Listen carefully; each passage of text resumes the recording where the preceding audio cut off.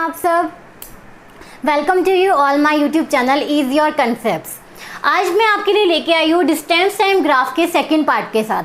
First part में हमने पढ़ा था कि आखिर ग्राफ बनते कैसे हैं, लीनियर ग्राफ कैसे होते हैं, स्लोप क्या होती है, मल्टीप्लाई में क्या होता है। तो सिंपल सी बात है, मैं आपको बार बार रिपीट कर रही हूँ, यदि फॉर्मूला में चीज़ें मल्टीप्लाई में दी हुई हैं उसका मतलब क्या है, आपको एरिया निकालना है, ठीक है। और यदि फॉर्मूला में आपको चीज़ें जो ऑब्जेक्ट्स हैं आपके, ठीक है, जो आपकी यूनिट्स हैं, जो आपकी डिजिट्स हैं, वो डिवाइड में दी हुई है, इसका मतलब आपको उसका क्या निकालनी है, स्लोप निकालनी है, मतलब उसके थीटा की वैल्यू निकालनी है। अब आप देखिए, जिस तरह के क्वेश्चन आपके आगे कंपटीशन में आते हैं वो क्वेश्चन किस टाइप के आते हैं, वो क्वेश्चन आते हैं ये। आप इस फर्स्ट डायग्राम को देखिए कि इस फर्स्ट डायग्राम में क्या दिया हुआ है कि वेलोसिटी और टाइम के बीच में ग्राफ दिया हुआ है और उस ग्राफ के बीच में इस एरिया को मार्क किया हुआ है। क्वेश्चन है कि ये एरिया किसको रिप्रेजेंट कर रहा है, ठीक है, ये एरिया किसको रिप्रेजेंट कर रहा है। मतलब जहाँ एरिया की बात हो रही है, जहाँ ये एरिया शो हो रहा है, मतलब जो फॉर्मूला है उसमें क्या होगा, मल्टीप्लाई होगा। तो दो डिजिट कौन कौन सी है, वेलोसिटी और time. So here velocity and second is time, ठीक है। सो velocity multiply time, what is this, this is displacement.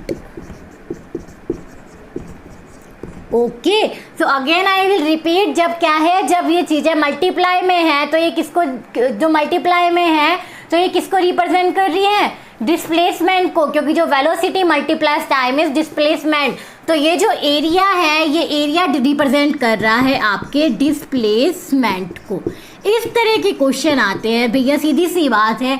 यदि आपको सिर्फ अपना बेस स्ट्रॉन्ग करना है, आपको सिर्फ इतनी सी बात समझनी है कि जो फॉर्मूला में यदि आपको एरिया दिया हुआ है, मतलब आपको दोनों जो भी दिए हुए हैं उनको क्या करना है, मल्टीप्लाई करना है। और नेक्स्ट, यदि फॉर्मूला में आपको सिर्फ एक स्लोप दिया हुआ है, कोई एरिया नहीं दिया हुआ, जैसा कि इस क्वेश्चन नंबर 2 में देखिए, यहाँ आपको कोई एरिया नहीं दिया हुआ, सिर्फ एक स्लोप दी हुई है, ठीक है, और ये थीटा दिया हुआ है। मतलब यहाँ पे क्या है, आपको सिर्फ थीटा की वैल्यू निकालनी है। तो थीटा की वैल्यू का मतलब क्या है कि आपको क्या करना है, डिवाइड करना है। तो distance upon time, so distance upon time.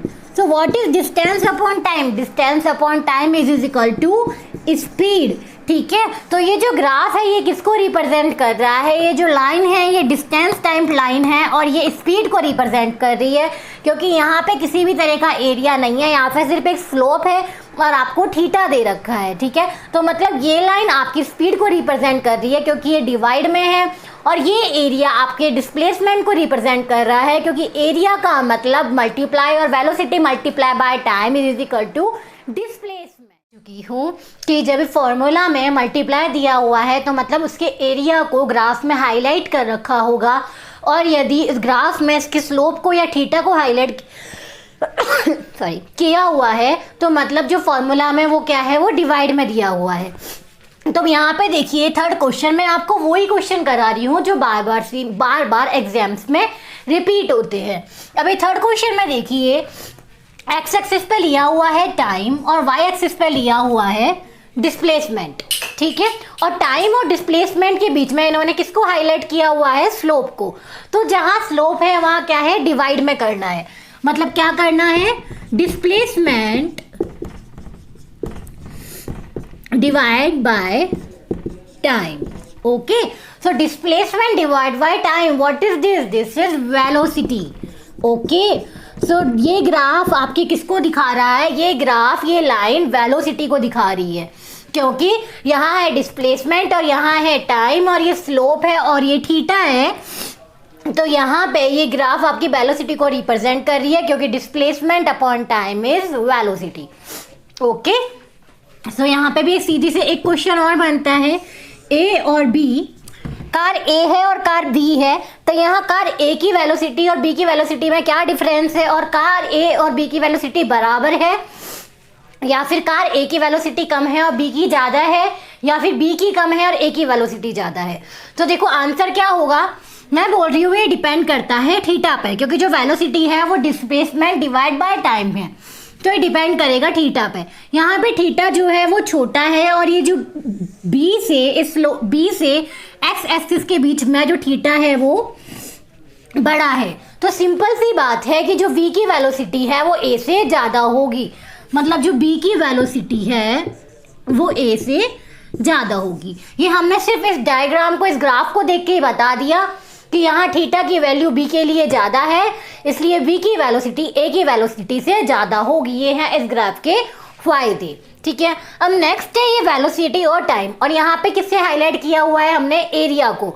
अब जहाँ एरिया को हाईलाइट किया हुआ है तो मतलब क्या है, मल्टीप्लाई में लिखना है, velocity multiply by time. So velocity multiply by time is equal to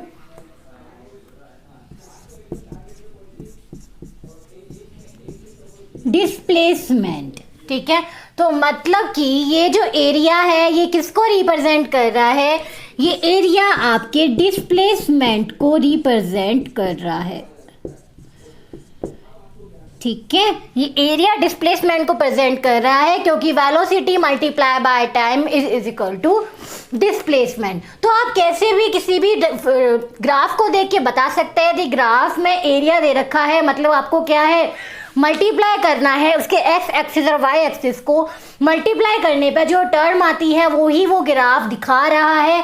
और यदि आपको ग्राफ में स्लोप को हाईलाइट किया हुआ है, थीटा दिया हुआ है, तब आपके एक्स एक्सिस और वाई एक्सिस को आपको डिवाइड करना है, और डिवाइड करने के बाद जो टर्म आती है उसी का ग्राफ वो दिखा रहा है। ठीक है, ये था ग्राफ का सेकंड पार्ट। अभी ग्राफ और भी है, मेरे ग्राफ के थर्ड पार्ट को देखने के लिए आप मेरी इस वीडियो को लाइक कीजिए और मेरे चैनल को सब्सक्राइब कीजिए। My channel name is your concept. हम यहाँ पे बिल्कुल आसान भाषा में आपके हर हार्ड से हार्ड कंसेप्ट को सॉल्व करते हैं, आपकी फिजिक्स और मैथ्स दोनों सब्जेक्ट को बिल्कुल ईजी बनाते हैं। Thank you.